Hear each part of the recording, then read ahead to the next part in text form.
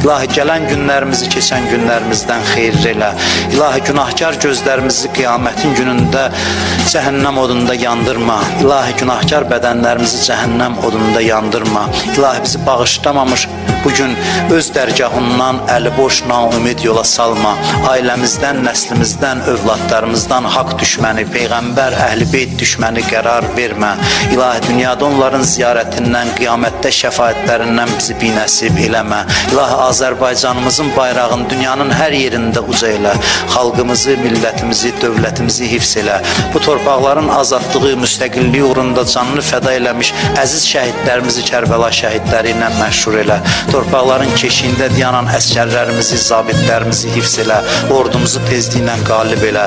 İlahi, yaddan çıxan dualarımızı qəbul elə.